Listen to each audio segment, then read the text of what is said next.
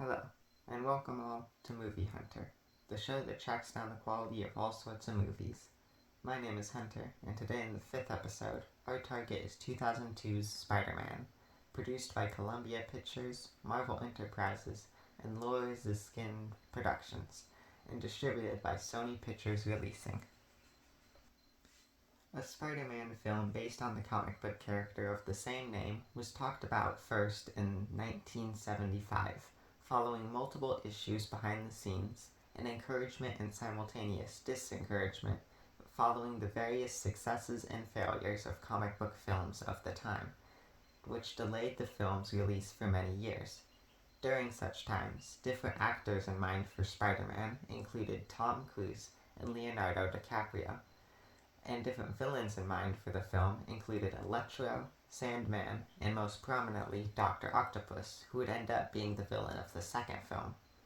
Different directors considered included James Cameron, Michael Bay, M. Night Shyamalan, and Tim Burton, who directed 1989's Batman and its sequel, Batman Returns. These many years also included many scripts, amongst the strangest, a werewolf-like movie in which Peter Parker becomes a human tarantula. If it is not obvious by this point, the film had a very long production history that I have only given some of the most interesting. If you are interested in more, I highly recommend reading the Wikipedia article of the movie's development, which I have, as always, linked below. It is very long, but well worthwhile ride. However, the film was eventually made and released on May 3rd, 2002, sparking the trilogy, and earning $825.8 million on a budget of $139 million. This incredible amount of money and growing in such amount of time earned it numerous records, including the title of the most profitable film of the year in the US and Canada.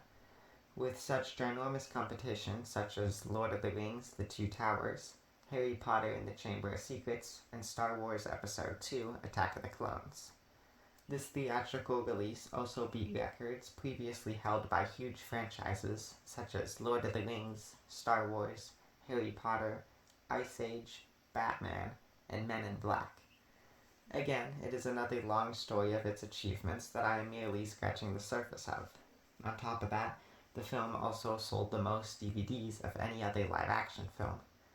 Needless to say at this point, the film did extremely well, which sparked 2 sequels, multiple video games, and an animated series which featured the canon set by the film. The film is also credited for redefining the way comic book films were made. Depending on your point of view, is either a great thing or a horrible one, or perhaps a bit of both. Spider-Man was directed by Sam Raimi, who would direct its 2 sequels as well. The screenplay was by David Cope and was produced by Laura Ziskin and Ian Bryce. It was based on the Spider-Man comics by Stan Lee and Steve Ditko. The cinematography was done by Don Burgess, the editing by Bob Murawski and Arthur Coburn, and the composer was Danny Elfman. The film's cast includes Tobey Maguire, Willem Dafoe, James Franco, Christian Dunst, Rosemary Harris, Cliff Robertson, J.K. Simmons, and of course Stan Lee. The film was nominated for 38 different awards, of which it won 9 of. It was greatly received by audiences and critics alike, as one could probably already assume based on what I have said, and its impact on comic book films and Spider-Man in general cannot possibly be overstated. The film follows the usual Spider-Man story that probably needs no retelling, so I'll keep it brief. Peter Parker, a high school student, gets bitten by a radioactive spider and gains spider powers, becoming a superhero with the identity of Spider-Man. In his personal life, he makes numerous attempts to be romantic with his childhood friend Mary Jane, or MJ. Meanwhile, his best friend Harry Osborn's father, Norman Osborn, tests a performance-enhancing experiment on himself in desperation to gain successful results, which begins his arc into becoming the villain, Green Goblin. Peter, considering his new powers, joins a wrestling match for hopes of winning money to buy a car and impress Mary Jane. When he is scammed of his earnings by the owner, He doesn't stop the criminal who robs him shortly after. However, this leads to Peter's Uncle Ben being shot by the man in his escape, and Peter tracks him down, leading to the robber's death. A bunch of stuff happens in the middle, which will take up the bulk of the analysis, so I'll leave it to Spider-Man and Green Goblin increase their capabilities. The film's final act has the climactic final battle between the two, ending in Norman Osborn's accidentally impaling himself, resulting in his death, and his son Harry Osborn swearing revenge on Spider-Man, not knowing that Peter is Spider-Man. MJ comes to the conclusion that she loves Peter, but Peter has to reject her to save her from being in danger because of Spider-Man's villains. First, we have to talk about Uncle Ben and Peter in his transformation into Spider-Man. Peter is shown to be an average, kind, and picked-on kid, pretty standard for the typical Spider-Man origin story. When Peter gains his power, he gets a clear and easy path to gaining what he wants in life, such as MJ and stopping bullies. He takes advantage of his new situation and begins working towards those wishes, but is immediately shown the consequences of this when he forgets to come home right after school to help Uncle Ben paint the kitchen. He is taught that his new powers can easily take away from time with his family. Despite this, he continues using his powers for his own wants, leading to Uncle Ben discussing responsibility with Peter. Peter doesn't listen, though, and allows a robber to escape after he robs the person who scammed him, unfortunately leading to Uncle Ben's death. Now, I am unfamiliar with the Spider-Man comics, but whether it originated here or not, I find the idea very interesting, as well as heartbreaking, that due to Peter's inability to absorb Uncle Ben's lesson, he accidentally results in Uncle Ben's death. After this, Peter takes the right road and uses his powers not only for his own benefit, but for the benefit of the people. This makes a great origin story for Spider-Man, and makes him learn a lesson, as well as making him a really relatable character for the audience, ending in a protagonist who is easy to root for. Meanwhile, Norman Osborn, in his haste to secure a successful human result, tests the performance-enhancing chemical on himself, and results in him developing a second, eviler personality that seeks to destroy people to make Norman's life easier.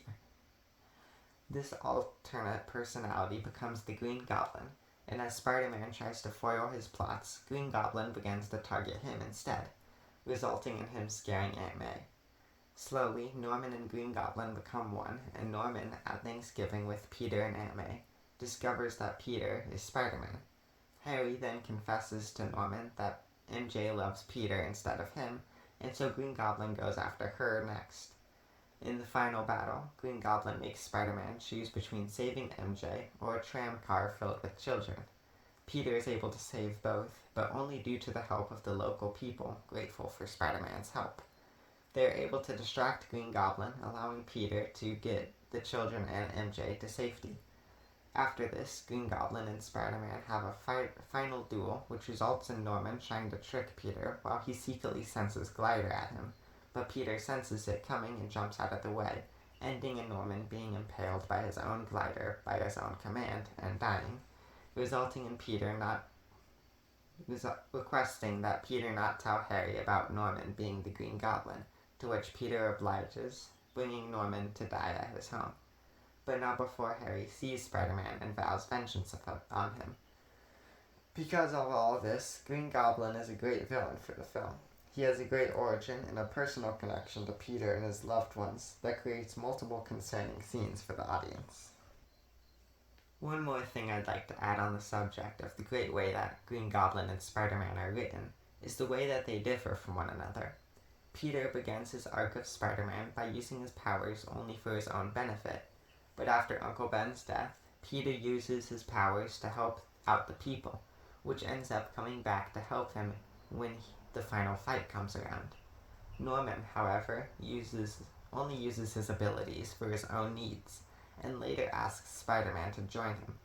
Green Goblin insists that Spider-Man will be hated by the public regardless of if his actions are good or not.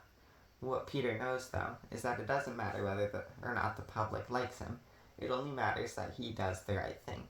To Peter, joining the Goblin isn't even a question. He doesn't need approval, just the knowledge that he is doing the right thing. Green Goblin is right in that there will always be people who hate Spider-Man. J. Jonah Jameson the news reporter is proof of that. But the final battle proves that there will also always be people who do see the good side of Spider-Man. Either way, Peter shows his character development by it not mattering one way or another. If people love him, great. And if people don't, it doesn't matter. Peter knows he did the right thing. I don't think this part is super well developed. Other things definitely get more focus and screen time, but it's still there, and it's an aspect I really like regardless of if it's cleverly integrated into the story or not. The next thing I'd like to discuss is a cleverly written part of the movie. If you think about your favorite group of people in a show or film, I'd be willing to make one bet about them. I would bet that if you took any two characters in that group, you'd know exactly what their relationship with each other is. I think that this is one of the primary things that makes character interactions feel lifelike. I think this is one of the things that the film does really well. In my opinion, the main characters in this film are Peter, Norman, Harry, MJ, and Aunt May. What is really interesting to me about this is that you can pretty accurately guess how any two of these characters feel about each other, based on background clues and the way the characters interact. An especially interesting thing is that, in my experience anyways, this type of thing is more commonly seen on TV shows, where there is more time to develop the characters' relationships. But this film manages to do it quite well for the short amount of time it is able to spend on it. A good example of this is the Thanksgiving scene, where the 5 characters have dinner together. The scene is very tense, and a lot of things are revealed, and people get mad at each other, and you somehow can't help but feel bad for every character in one way or another. Peter is late for dinner because of his Spider-Man duties. Norman finds Peter out because of the scrape on his arm that Green Goblin gave him, but Peter doesn't know that Norman is Green Goblin. After finding this out, Norman abruptly leaves the table, upsetting Harry, who is trying to introduce his girlfriend MJ to him, who Norman then insults, hurting MJ's feelings. Harry then gets mad at Mary Jane, insisting that his father is a great man, and Aunt May tells him off for it. As you can see, it quickly becomes a complicated mess that results in turmoil. You can't help but feel bad for pretty much everyone, and it really goes to show the strong writing behind the cast of characters, and not just Peter. One of the more in-depth interactions that actually ended up subverting my expectations was that between Peter and MJ.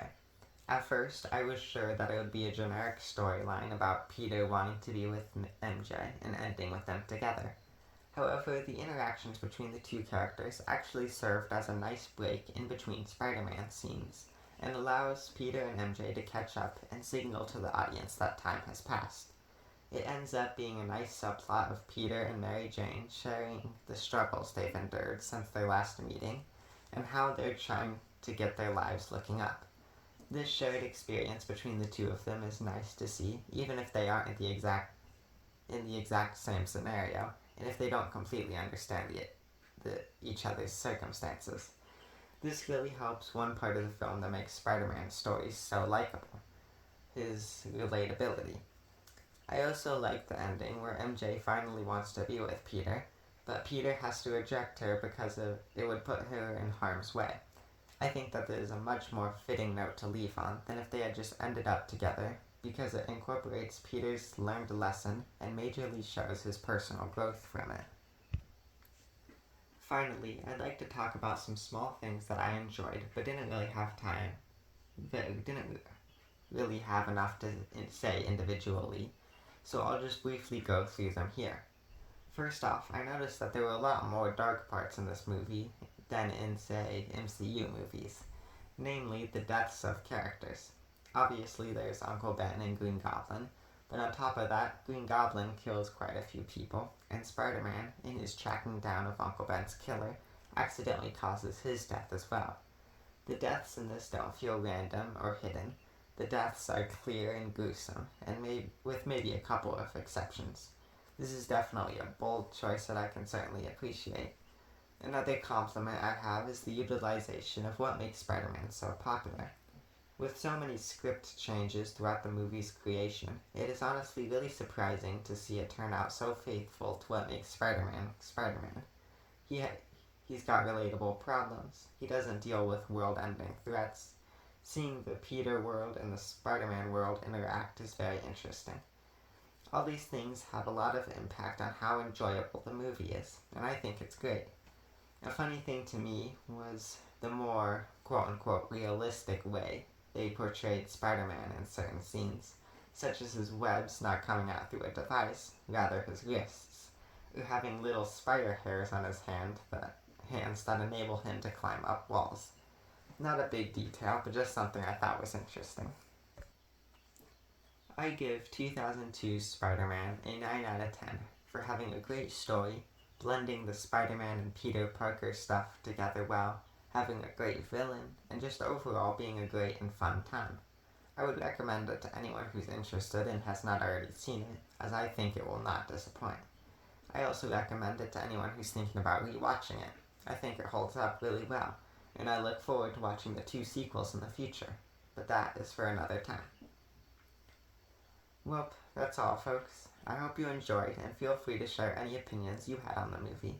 A new episode releases each week, so stay tuned to see which film I cover next. And in case I don't see you, good afternoon, good evening, and good night.